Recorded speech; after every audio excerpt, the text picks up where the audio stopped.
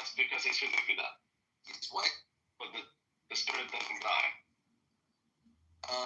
Isn't that true of most of the dead?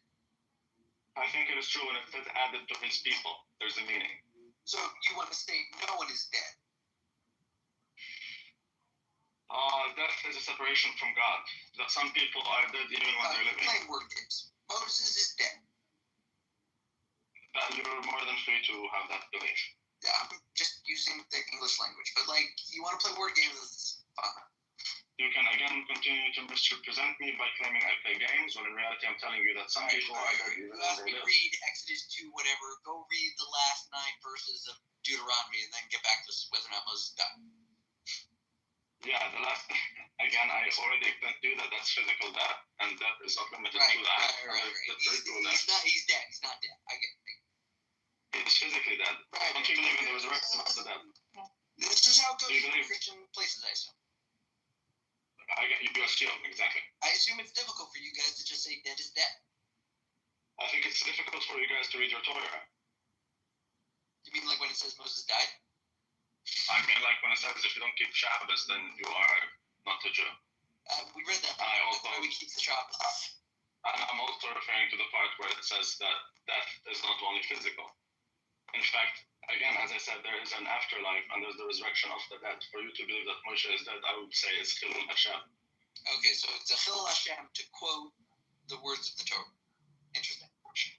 It is Chilul Hashem to misinterpret it to satisfy your... To misinterpret? Correct.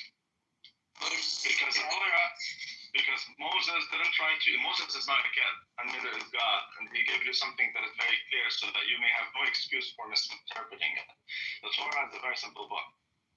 It's a very simple book. In fact, it's designed in a way that the biggest retard would understand. Do you find that there's any struggle amongst the Christian community to come to terms with accepting the reality of death?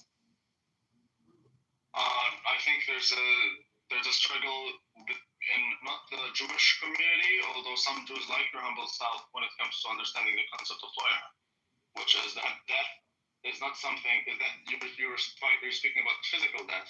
However, the reason why thou shalt not sin and break God's commandments because there's an afterlife where you will be judged after death. Therefore, you don't cease to exist after you physically die. Life begins after death in the reunity with God. So I think you guys don't seem, well, I wouldn't say all you guys, just like you assume all of us. I assure you, I know the Torah more than any Jew you met. So, regardless, you can believe what you want. I'm charitably going to assume that you lost track of exactly what I asked you, but no, I interpret your answer as a yes. I would really appreciate it if you stop assuming things. No, it's fine, Rabbi. Randy, you could just listen to the end of my sentence. I'm going to interpret your response as a yes. You can interpret my ball sign, as far as I'm concerned.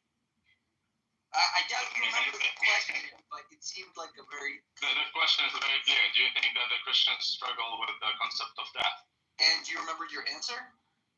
I definitely remembered my answer. I'm cognitively present more than you ever would be. And I told you that I think... your answer, please.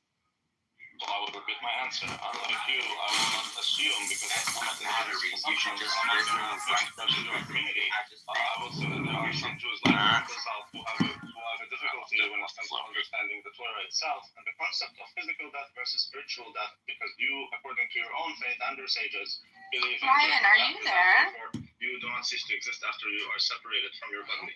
Why do you never check your messages? You also believe in the resurrection of the dead. Therefore, for you to make these statements shows me that you don't understand the Torah you speak on. So, again, it's not about Christian or Jew. Excuse me, Rabbi, what are you talking about right now?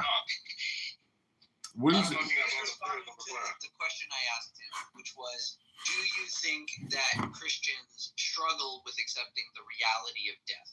This is his answer to that question. Correct. But it's not the Christians who misunderstand it. He's actually neither is it the Jews. Verbatim to what he said the first time. Yeah, because I told you I'm cognitively there. So, Rabbi, I don't know how you, Randy. I understand you're making an argument, and you probably even think it's maybe persuasive. To me, it's I hear it as yes, yes, Christians do struggle. I don't care how you hear it. See, the prophet Isaiah said they will hear, but they will not understand. I don't expect you to understand. What I can tell you is that it's not a Christian or Jewish thing. I'm not even giving you the Christian